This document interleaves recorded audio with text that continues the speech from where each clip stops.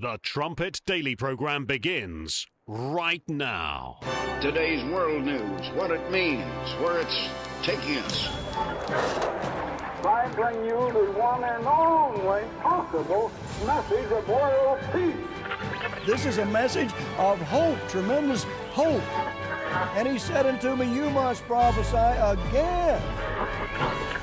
The Trumpet Daily program begins right now.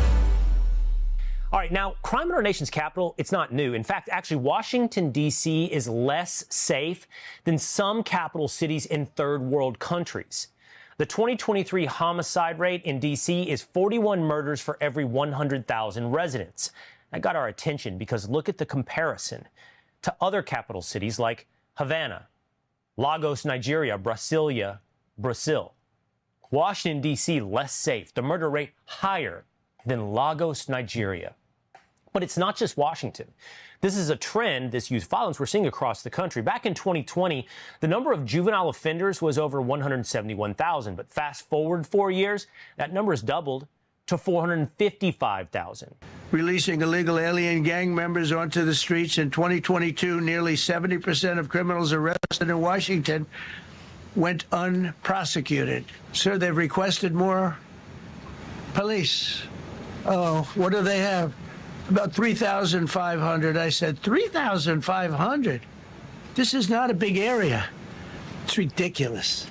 What you need is rules and regulations, and you need the right people to implement them. And we have the right people here, that I can tell you. Today, we're formally declaring a public safety emergency. This is an emergency. This is a tragic emergency. And it's embarrassing for me to be up here. You know, I'm going to see Putin. I'm going to Russia on Friday. I don't like being up here talking about how unsafe and how dirty and disgusting this once beautiful capital was, with graffiti all over the walls. It's another part of it, by the way, because we're talking about safety, but we're also talking about beautification. We have the most beautiful, potentially, capital in the world. We always had. There's an obvious difference between D.C. and any other city in America. You know, a few months ago, I was in Union Station and saw a body hit the floor at the bottom of the escalator in Union Station because there was a murder right in front of me. Up on the second floor, I was going to get a tie, and I heard the shots and saw the body hit the floor. So I've been listening all day long to people trying to make some argument that Washington, D.C. is a safe place. It's not a safe place. And we can argue about statistics and numbers. There's a police commander right now on suspension because there's some allegation that the statistics have been altered. But we can argue about that all day long. Nobody in their right mind who lives there or visits there on a regular basis would tell you that Washington, D.C. is safe. The laws are weak. I can't touch you if you're 14, 15, 16, 17 years old and you have a gun. I convict someone of shooting another person with an illegal gun on a public bus in the chest, intent to kill. I convict him. And you know what the judge gives him? Probation. Says you should go to college. We need to go after the D.C. Council and their absurd laws. You have a president that is trying to fight crime, and he's getting criticized solely for political gain, and there's nothing that he's ever going to do to stop people from being killed or murdered or raped or going after the cartel members, going after MS-13 gang members. You guys criticize him on everything he does to try to keep people safe because you hate him more than you care about people. Yesterday, Richard Palmer subbing in for me talked about the danger on the streets of Britain, and it's the same right here in the United States. I mean, in the nation's capital, and I'll play you a montage in a little bit, of the left freaking out over Donald Trump fighting crime, if you can believe it. Just imagine being on that side of the argument. Yeah, we're going to stand behind the youth gangs roaming the streets of Washington, D.C. You're listening to Stephen Flurry, and this is the Trumpet Daily. We appreciate you joining us on today's show. If you'd like to email the show to submit some feedback, you can reach us at td@thetrumpet.com. We'd love to hear from you. Thanks again to Richard Palmer for stepping in yesterday as we were in the midst of our AC orientation. The students are off and running. Classes don't begin until tomorrow, but they've got more orientation lectures today, and tonight we've got the freshman reception. So Exciting times here as we begin our 25th year of Armstrong College, if you can believe it. 25 years. I mean, we started back just a few weeks before 9/11, back in 2001. And now here we are today. I mentioned the lib freakout over Donald Trump sending in troops to restore law and order to the streets of D.C. Here's a clip 35. We have to understand this, Chris, within the context of Donald Trump's racial politics and within the context of his effort to get Epstein off the front pages. And he's actually trying to give his base red meat to get them off of the Epstein story, and it's on the backs of citizens in Washington, D.C. He's going to undermine the democratic process in the district. This is not a real emergency. He was not asked to send in the National Guard or take over the police by the House or the Senate or the mayor or the D.C. Council. This looks to me like an emergency which is manufactured because of a public relations crisis relating to the Epstein file. And I think D.C. is a test case as well for the president to say, well, we can take over your city whenever we want, and I'm the commander in chief, and I can use the troops whenever we want. I think that that is an abuse of our troops, and I think it's an overreach of presidential powers for the president to literally take over law enforcement in a city. At least I'm happy to see that he acknowledges he has the power to activate the National Guard. That was what he refused to do 4.5 years ago when the Capitol and his own vice president and Congress were under attack by the mob violence that he unleashed against us. And he sat on his hands for many hours and then later asserted he somehow didn't have the authority to deploy the National Guard. I should note that the most violent moment in recent history in D.C. was January 6th. And it was an attack on the United States Capitol by a lot of people who were doing it in the name of Donald Trump. And it included the people who were hurt, included members of law enforcement. And a relatively small crime problem is being used for specific authoritarian purposes. D.C. does have one really big crime problem, which was the January 6th insurrection incited by the current president of the United States in D.C. When I go to D.C., I'm not afraid of losing my wallet so much as I'm afraid of losing my vote. I'm not afraid of losing my wallet so much as I'm afraid that my children's freedom to breathe will be stolen in a world where climate change policy is non-existent. You see just how much they love their fake January 6th narrative. That was, what did Dana Bash say? The most violent moment in D.C. in modern history. Who died? I mean, who was killed besides Ashley Babbitt? You've got these gangs. I mean, you heard it in the cold open. The number of murders per 100,000. It's worse than third world cities. And here are these elites, most of them, by the way, living in Virginia and Maryland, and then they make the commute into D.C. But forget about the D.C. residents who are being terrorized by these youth gangs. I mean, another side of this story, too, is just how strong the propaganda is, because so many of those inner city residents, they vote for Bowser. They vote Democrat. It shows how strong the propaganda is. If they let out the dirty little secret, though, they would say, thank you, President Trump, for sending in law enforcement. Thank you for regaining control of the streets of D.C. This is the nation's capital. Think about 3,500 police officers. And as Trump said there, D.C. is not that big of an area. You've got a small army. If you're the mayor of D.C., you've got a small army to take care of the city, but they won't do it. They tell the police to stand down. They give the criminals a slap on the wrist. They turn them back over to the streets. And Trump says that's enough. They're going to jail. If they want to fire at the police, if they want to spit in the faces of police officers, they're going to be arrested. They're going to jail. Here's Pete Hegseth yesterday, clip 11. The question of martial law keeps getting raised by the left, that Donald Trump and Pete Hegseth, they want to impose martial law as authoritarians would. Mm-hmm. To that you say? To that I say, look at Los Angeles. They said the exact same thing. Oh, look, 4,000 troops, California National Guard. Oh, look, the Marines. You can't put in the Marines. What? They were the troops available to ensure that we de-escalated the situation and didn't allow other lawbreakers to say, look, it's wide open. We can do whatever we want in these sanctuary cities. I was told, oh, you're going to lock up political opponents. You're going to go after Democrats, yada, yada. It's the same stuff every time, mischaracterizing our intentions.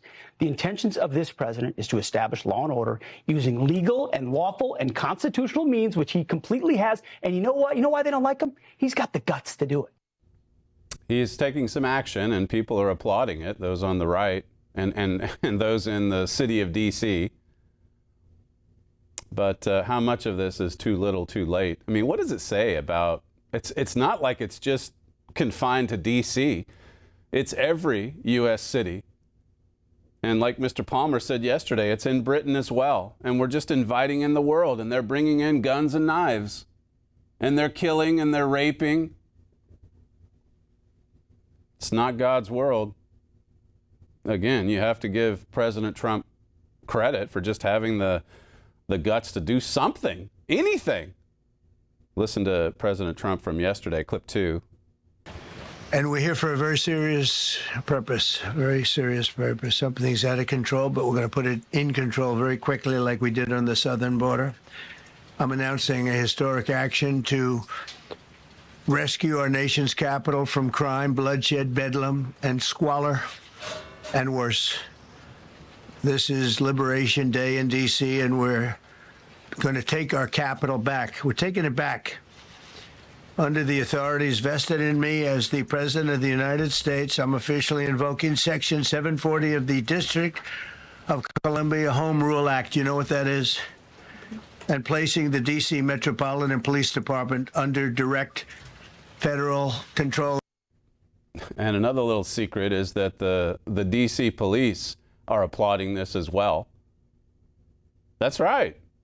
Look at what happens when you just have one individual, one leader, who's willing to take a stand and show some courage and show some rising lion courage. Herbert Armstrong, he talked about root causes in Missing Dimension and Sex. He said, the true answer is this: something has been taken away from this earth that sorely needs to be restored.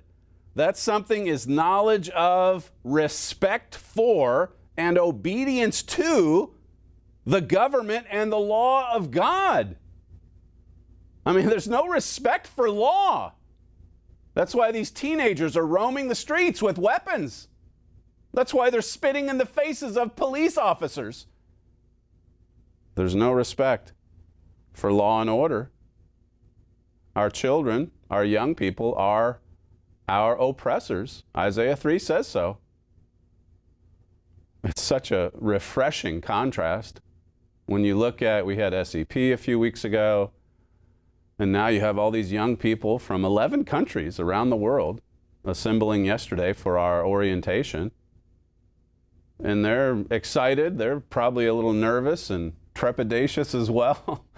But they're excited at the prospect of receiving God's education, God's truth, at the prospect of pursuing knowledge and wisdom and understanding. It's more precious than rubies, it says in the book of Proverbs. Read Proverbs 2. It's more valuable than any precious metal, just understanding the truth of God. I mean, God's family, we have our work cut out for us in the world tomorrow when we're going to sit down with the residents of D.C., the youth that have been roaming the streets with weapons, and we're going to begin to teach them about law and order. We had an article back in 2022, The Rise of Youth Violence. Abraham Blondeau, he says, parents don't know how to raise their children because they're lacking the missing dimension of God's law and government. This is the law of cause and effect. Yet the entire world is deceived by the second spiritual factor, Satan, the devil. Revelation 12 and verse 9. The whole world is deceived. Listen again to President Trump from yesterday, clip 3. In addition, I'm deploying the National Guard to help reestablish law, order, and public safety in Washington, D.C., and they're going to be allowed to do their job properly. And you people are victims of it, too. You know, you're reporters, and I understand a lot of you tend to be on the liberal side, but you don't want to get mugged and raped and shot and killed. And you all know people and friends of yours that happened. And so you can be anything you want, but you want to have safety in the streets. You want to be able to leave your apartment or your house where you live and feel safe and go into a store to buy a newspaper or buy something. And you don't have that now. The murder rate in Washington today is higher than that of Bogota, Colombia, Mexico City, some of the places that you hear about as being the worst places on earth. Much higher. This is much higher. The number of car thefts has doubled over the past 5 years, and the number of carjackings has more than tripled. Murders in 2023 reached the highest rate probably ever. They say 25 years, but they don't know what that means because it just goes back 25 years. Can't be worse. Our capital city has been overtaken by violent gangs and bloodthirsty criminals, roving mobs of wild youth, drugged out maniacs and homeless people. And we're not going to let it happen anymore. We're not going to take it. Imagine fighting against that position. You see it all over MSNBC, CNN. There's a few exceptions. I think the Washington Post guy on MSNBC said, you know what? I welcome this because it is dangerous in D.C. I mean, just look at the facts. Look at what's happening on the ground. 99.9% of America should be applauding this. But what does it say about America when half of the country is resisting this? And they go on about January 6th. Oh, yeah, the most violent moment. Here there's gangs killing people. I mean, the carjacking, he mentions the statistics there. That's what happened to the Doge guy, his girlfriend. There's this gang surrounding her car, and he rushes to defend her. And he gets beaten to a bloody pulp. That's in D.C. That's reality.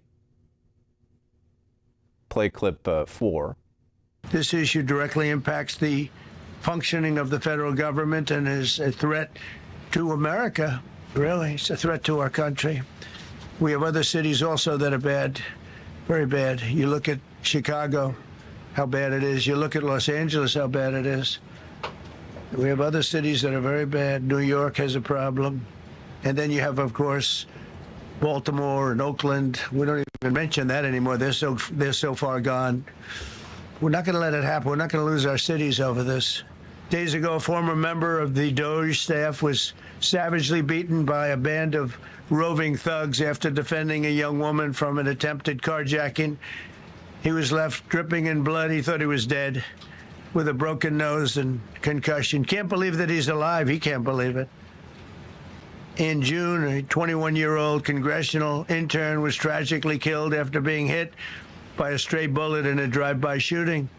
A former Trump administration official named Mike Gill, fantastic person, was murdered last year in cold blood in a carjacking blocks away from the White House. We all knew him. Great person.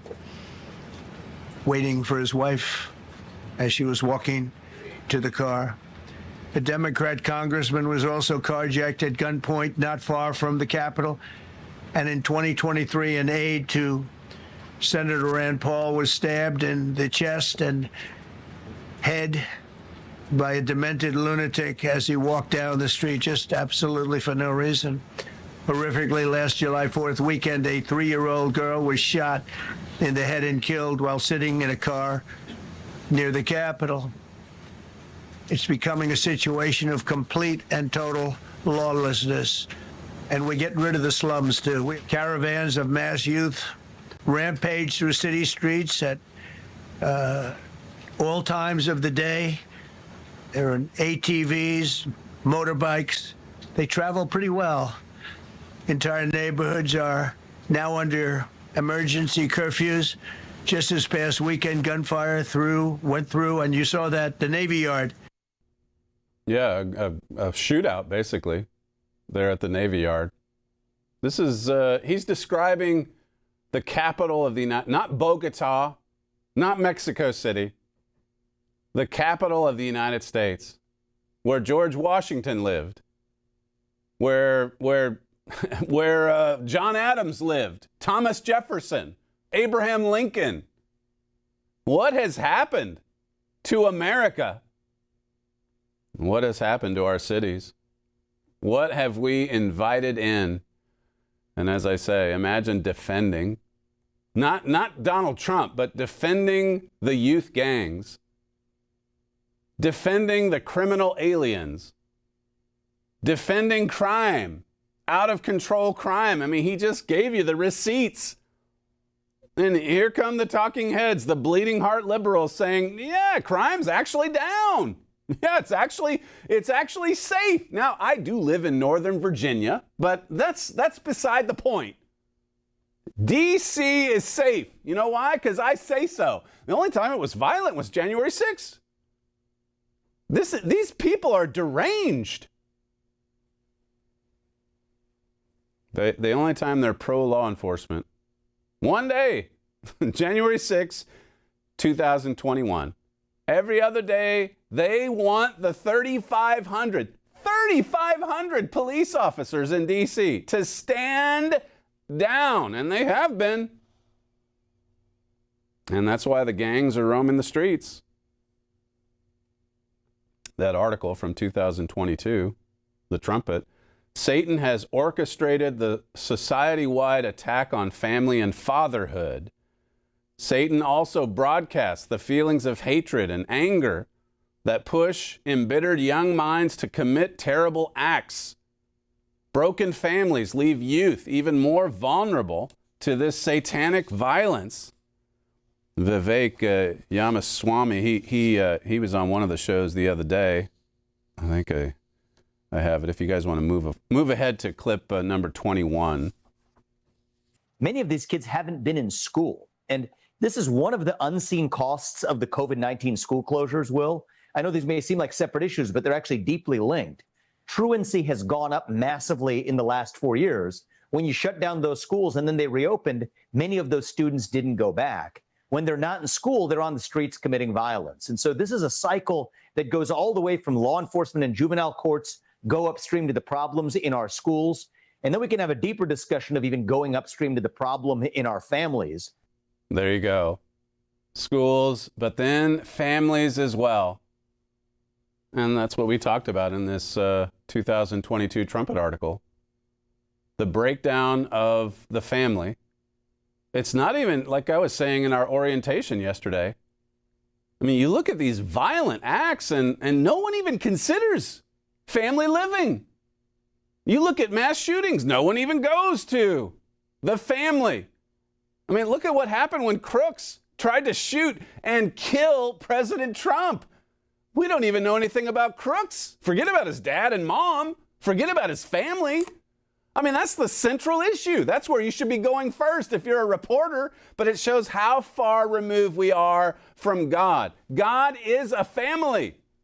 And when the family breaks down, the whole of society unravels. That's what Herbert Armstrong taught us. The family is the backbone. The family is the foundation. And you get rid of that, and well, Satan just has a heyday. He loves it. He loves all of these fatherless criminals, hooligans just roaming the streets. He loves it when there's no law and order in the family, then there's no law and order in the streets, then there's no law and order in the nation. And there you go. Britain's streets, dangerous. America's streets, dangerous. Carjackings, murder, rape. Only the Bible can reveal how to have successful families and how to solve these nation-crippling problems. I mean, we've got to get back to the Bible. We've got to get back to God's truth. I mentioned this book yesterday in orientation, The Pursuit of Happiness. It's a great book about the founders and what that phrase in the Declaration of Independence really and truly means, at least from the founders' point of view, pursuit of happiness. But as I said in that lecture, it's a shame when you see a conservative author giving so much credit to the classical writers from Rome or Greece or wherever, Cicero or whoever it might be, and they don't give enough credit to the Bible. Ben Franklin, nobody ever accused him of being religious. And yet in his list of 13 virtues that we ought to aim for, that we ought to pursue, the final one on the list is imitate Jesus. I mean, these individuals read and studied the Bible, and many of them weren't even religious as far as a denomination goes. But they read the book. And they knew enough that, okay, First Peter 2:21, we've got to follow in the steps of Jesus. We've got to imitate Jesus Christ. People don't want to do that today. You bring the Bible into the discussion, they come on, that's religion. That's an old text. God says, you better get into the Bible, and you better organize your families the way God reveals in the Bible, or else you're going to have anarchy in the streets. And that's what we have. That 2022 article. Each year, the Philadelphia Church of God hosts youth camps for young people in the church from all over the world. These camps are a small taste of what eventually every young person will have the chance to experience. SEP is about teaching young people how to live God's way. And as I said yesterday in the orientation, I mean, more and more we're seeing young people, even in our church, that just aren't interested because the pulls of the world are so strong. They just want to go the way of the world. And we're here as administrators pleading, no, look at what God's offering you. Look at your future. Look at this truth. Look at this revelation. Look at this precious knowledge. But we've got to value it, and no one can force us to get on board with this. Romans 8 says, as many as are led by the Spirit, we have to follow. We have to follow in the steps of Christ. We have to imitate Jesus Christ. That's not that complicated. It's difficult to do it. People want the end result of obedience to God's laws, but they don't want the obedience part. They don't want to follow the example of Christ. They just want the blessings and the benefits without having to actually obey. God says, look, if you obey, you'll be rewarded. You'll be blessed. This was President Trump last week, clip 20, where he's talking about, the prospect of taking over D.C. I mean, he's got no choice but to do this. Clip 20. President Trump, on federalizing D.C., are you considering taking over the D.C. police? Is that an option on the table? We're considering it, yeah, because the crime is ridiculous. I could show you a chart comparing D.C. to other locations, and you're not going to want to see what it looks like. It was just up on television, actually. They were showing it. Now, we want to have a great, safe capital, and we're going to have it. And that includes cleanliness, and it includes other things. We have a capital that's very unsafe, so whether you call it federalized or what. And that also includes the graffiti that you see, the papers all over the place, the roads that are in bad shape, the medians that are falling down, the median in between roads that's falling down. We're going to beautify the city. We're going to make it beautiful. And what a shame. The rate of crime, the rate of muggings, killings, and everything else, we're not going to let it. And that includes bringing in the National Guard, maybe very quickly, too. And do you want Congress to look at overturning the D.C. Home Rule Act? We're going to look at that. In fact, the lawyers are already studying it. We have to run D.C. This has to be the best run place in the country, not the worst run place in the country. And it has so much potential. and we're going to take care of it. You're going to be safe. You're going to be safe walking down streets. You're not going to get mugged. You're going to be safe, and they fight against it.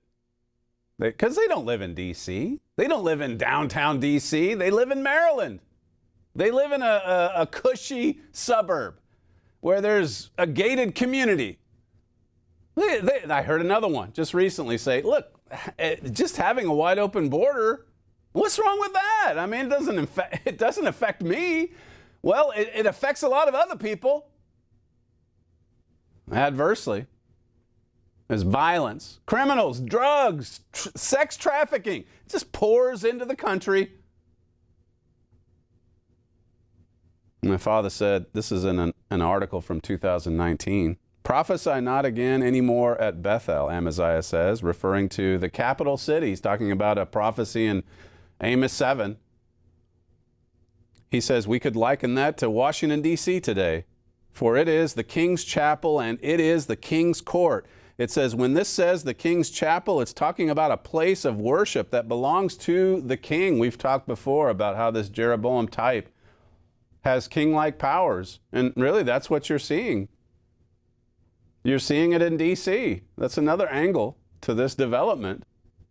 Here were these bleeding heart liberals. They wanted to see law enforcement federalized for so long under Obama, the dear leader. Because, well, local law enforcement, they were all racist. So let's get the government in there. Now the government gets in there because there's crime. D.C. is crime infested. And they're so deranged in their Trump derangement syndrome that now they're totally against it. Now they fight it. Now they're defending the criminals. My father, in talking about these youth programs that we have in God's church, this is from 1999, 26 years ago. He says, these summer camps are doing a magnificent job of showing teenagers a better way to have fun and study at the same time. The camps are continuing in the Malachi 4 and verse 6 family building effort begun by Mr. Armstrong to turn the hearts of the children to the parents and to God. This is a passage my father ended his orientation lecture with yesterday, Malachi 4, verses 5 and 6. Our children, their hearts need to turn to the parents, to parental authority. This is where a strong, stable society starts, in the home. My father said, in contrast, this present evil world, especially in America, is saturated with disobedience to parents, youth violence, school shootings, and gang hatred. Today's society is filled with adults who were once miserable children, growing up in a world filled with wars and strife, riots, bloodshed and murders, anger, hatred, growing up in wretched unhappiness. It says, for 6,000 years, this world has been writing a lesson in human experience, but the world has not learned that lesson. I mean, you see the fruits. Forget about D.C. for a moment. Look at the 6,000-year history of man. The story of war, as Churchill said. The story of violence, really. This world has gone the way of Cain. I mean, look at what happened in Genesis 4. Look at what Cain did to his own brother because of jealousy, because of rage, because of hatred. He murdered his brother. And that's the way that this world has gone. Peter and Jude, both in the New Testament, talked about the way of Cain. My father said at SEP, that lesson is being taught to our young people so that if they will put to practice the biblically based instruction they receive, they will not have to experience the horrors and the ravages of mankind's unlearned lessons. What a blessing is this camp. It's like a forerunner of the world tomorrow. What a blessing the camp is. What a blessing Armstrong College is. What a blessing. All these youth programs all over the place. God wants to educate our young people and bring them up in the way that they should go. Jesse Waters last week, he talked about, again, this is a problem that goes far beyond D.C., for sure. This is Waters from last week, clip 22. Authorities in Florida have arrested a heavily armed man at Palm Beach International Airport, which the president uses when he visits Mar-a-Lago. Michael Rodriguez was caught with a fully loaded AR-15 and several knives in his car, which was parked in a restricted area. The president wasn't in Florida during the arrest. Meanwhile, in Pennsylvania, the DOJ just announced charges against a man who repeatedly threatened to assassinate Trump online. Jacob Buckley posted this: "I hate MAGA Republicans, bro. On God, I'll kill all of them. I'm going to kill Trump. And bro, we're going into a literal oligarchy in 4 days, and I'm going to kill Trump." I mean, that stuff is just all over social media. That kind of violent rhetoric. So much hatred. I mean, the spirit of murder, it's in the air. They tried to murder Trump. That was last year. It seems like a decade ago. That was just 13 months ago. 13 months. And they actually shot him in the ear, President Trump, because of people like that, what you just saw there. Listen again to Jesse Waters, clip 23. Single mom who got pummeled by the Cincinnati mob just held a press conference. She is furious at the mob that pummeled her, but also with the liberal leaders who hung her out to dry. Watch. And I think that moving forward, we do need more accountability. You know, the judges who are just letting people out with a slap. The man who attacked me and might have permanently damaged me forever should never have been on the streets. In Toledo, in Columbus, Cincinnati, Dayton, our streets are being taken over and nobody is doing anything. I am so sad, and I need to be the voice to help all of the victims that never got their justice. Holly's still recovering, but not everybody's wishing her well. Councilwoman Victoria Parks is facing calls to resign after saying Holly was begging for a beatdown. Can you imagine? And there's the victim. Yeah, it's Toledo. It's Columbus, it's Cleveland, it's Cincinnati, and no one's doing anything about it. Nobody cares. And then you get leadership like this woman, quote unquote leadership, saying, well, she deserved it. She's white after all.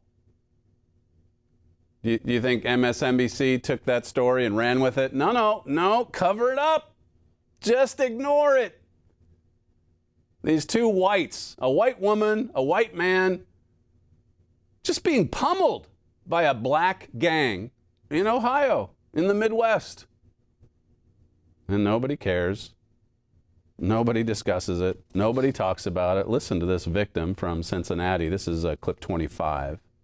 Well, everyone was standing around recording and egging it on and, you know, like cheering to them. And I kept waiting for the police to show up and waiting and terrified, you know. And when I realized the police weren't going to come, I could hear someone, the man that I jumped in front of, literally crying to God, please God, somebody save me, somebody help me. It was the third time he had been knocked down and kicked in his face over and over. Somebody had told me 57 times. They had counted through all the videos. And I knew that if I didn't jump in, if he had fallen down one more time, he would not have made it out alive. They were nearly murdered. It's kind of like the Doge guy running out to fight back for the sake of his girlfriend. He thought he was dead. He thought he was left for dead. And this is what this woman thought. And where's law enforcement?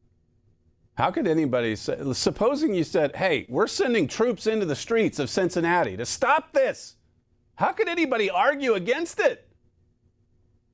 Everything's politics, isn't it? She talks about all of these thugs that have these forever long rap sheets. You know, why are they even on the streets to begin with? This is clip 26.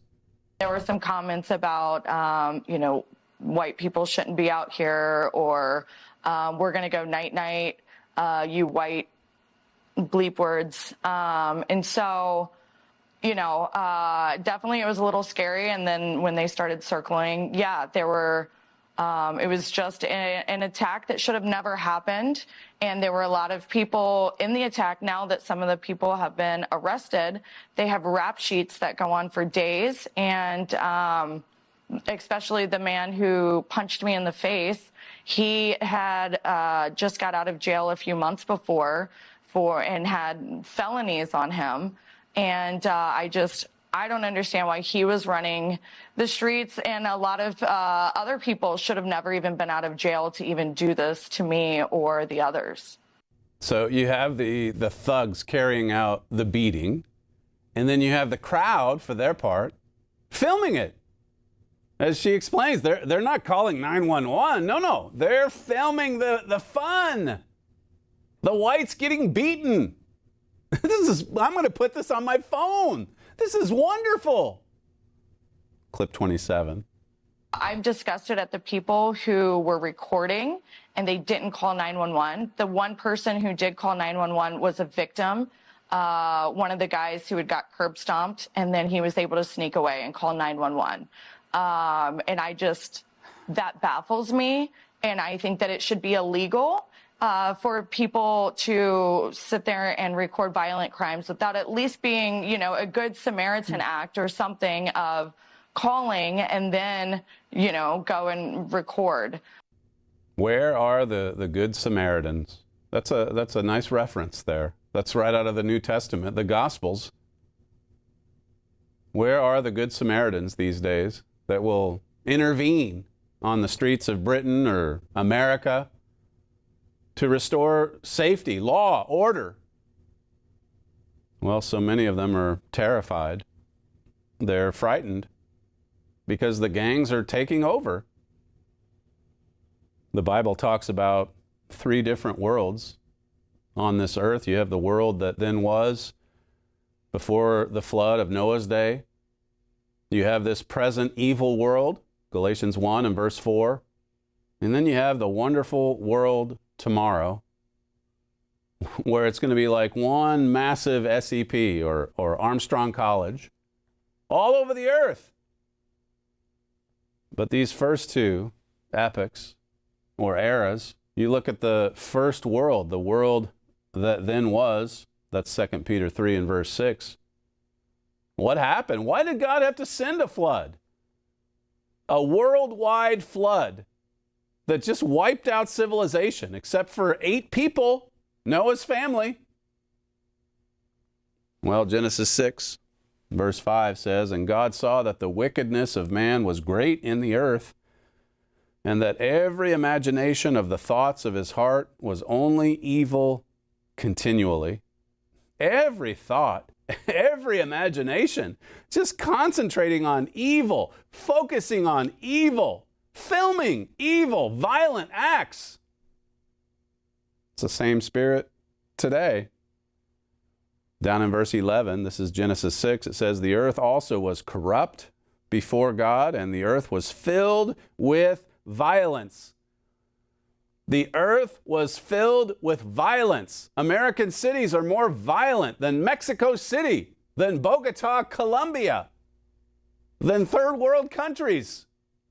Capital cities in third world countries. What does this say about the world? What does it say about the Israelite nations? The earth is filled with violence. And God looked upon the earth, and behold, it was corrupt. For all flesh had corrupted his way upon the earth. I mean, God inspired the word corrupt to be used 3 times. 3 times in these 2 verses. Read verses 11 and 12 again. Corrupt, corrupt, corrupt.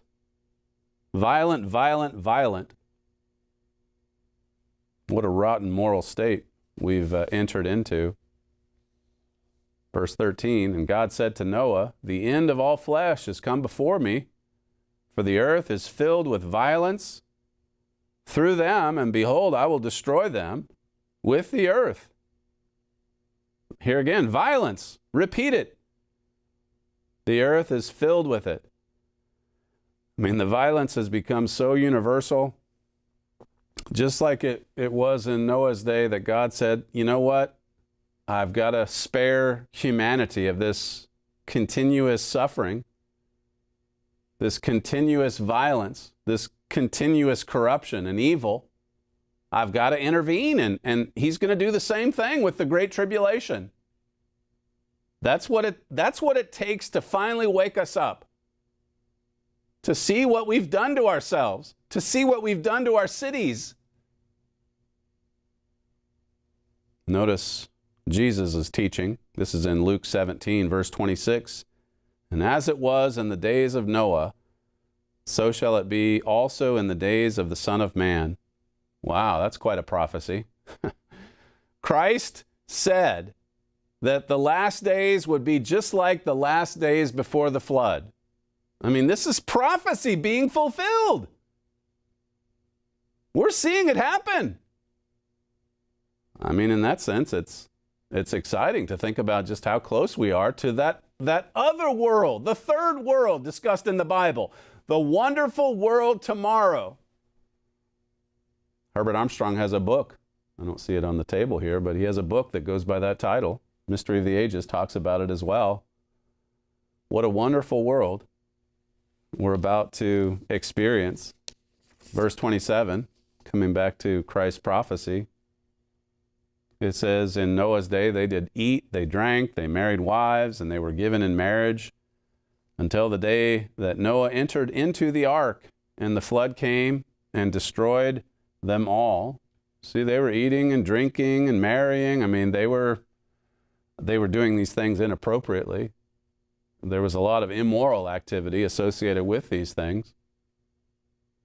But they were just carrying on, pursuing the pleasures of that age, assuming that everything would just continue. Even with our violent cities, I mean, we'll just continue as a society. I mean, nobody's, I mean, really out for each other. We're not really hurting one another. They said this as the cities were going up in flames, just like during COVID. Yeah, it's mostly peaceful. I think it's mostly peaceful. The dear leader said, yeah, it's mostly tranquil. There's a few rough spots here and there, but for the most part, I mean, what a peaceful world. Who says this? Lots of people. Listen to Joe Scarborough. This was from last week, clip 24. Yeah, I mean, we don't want a federal takeover of the Capitol. Certainly don't need the National Guard in there, or certainly not Marines. But you look at Washington, D.C., and it's been dangerous for years. There have been a couple of years here, a couple of years there, where it's been a bit better. But it's certainly over the past 5 years, it has just been an absolute mess. Its quality of life has been terrible. We've heard it from people that have gone there to visit, are horrified that the nation's capital is as dangerous as it is. We've heard it from students. We've heard it from business people. We've heard it from people that work on the Hill. I have 25, 30 years of friends asking, really, this is how the nation's capital runs? And so anything that the administration can do to forge a partnership with the city, that I got to say its leaders seem unwilling to do what is required to keep city streets safe. That's something that's encouraged. Again, they don't have to federalize it, but just help the city help themselves. If city council members continue to do things that undermine the security of the streets and of the communities and the places, not only where tourists go, where people have to go to work day in and day out, then yeah, we need the federal government be far more involved in the nation's capital. This is not Nebraska. This is the nation's capital. It should be safe for Americans and tourists from around the world to visit. Even Joe Scarborough. And as I said, they had the Washington Post guy on, Eugene Robinson, I think, saying that, I welcome it. But just what he said there at the start, I mean, it's been violent from the beginning. It's been violent for years. We've just gotten used to it. What did Jesus say? They ate, they drank, they married wives, they were given in marriage until the day that Noah entered into the ark. Notice verse 30. Even thus shall it be in the day when the Son of Man is revealed. It's going to be just like it was before Noah and the flood in these last days. Herbert Armstrong, this is from a sermon he gave. He said, we just go along with what pleases us, what appeals to our appetite, our desire of wanting to get, wanting to have, wanting to enjoy. And we're in a very small wisp of a lifetime, and judgment is on us as to whether we're going to have joy and happiness and peace and everything wonderful forever. And we're just letting this time go by, most of us, without taking it very seriously. Time goes by, and well, D.C. is violent. The streets of London are violent. And we just get used to it. We just get accustomed to it. I mean, look at what happened in the days of Lot with Sodom and Gomorrah. Here are these wretched cities with all this violence and sexual immorality, and God has to practically drag them out, Lot and his family. I mean, his wife, she looked back longingly. It was that hard to let go of Sodom. What does that say about the human heart? What does that say about the sins of Israel? What does that say about the last days before the return of Christ? My father writes this in the Epistles of Peter booklet. He says, God is going to take mankind to the point where people will know there is no hope in man, and they are willing to heed God's word, the Bible. The experiment of human government will prove itself a grandiose failure, and people will begin to recognize that they do need God's help. God's taking us to this point to teach us a lesson in aversion therapy, as Herbert Armstrong used to say. This is what it takes for us to transition into the wonderful world of tomorrow. My father says, what a world that will be. When human arrogance has been leveled, people will be humble and childlike, ready to be taught by God. It says, but to reach that stage, mankind must experience destruction, just short of destroying all humanity, every man, woman, and child. He says, we need to help people understand that this world is about to end, just as in the time of the flood. That's what we need to help people understand. This world is almost done. It's over. This is a message you don't get in the world of Christianity today. They're so excited about this world. Even as they just casually say, well, DC's always been like this. What's the problem? Our cities have always been violent. What's the problem? Just stay inside at night. Hopefully you avoid a drive-by shooting bullet. Just stay inside. I mean, people are being assaulted and cars are being stolen. People are being murdered in the streets of D.C., and it's worse than Mexico City. But the good news is this world's about to end. And everything we've discussed on today's show is proof of that fact. It's proof that Jesus Christ will soon return and restore order and restore law and order, not just to D.C., but the entire world. That's all we have time for on today's show, the fastest moving hour in broadcasting. You're listening to Stephen Fleury, and this is the Trumpet Daily. We thank you for joining us today, and we'll see you tomorrow.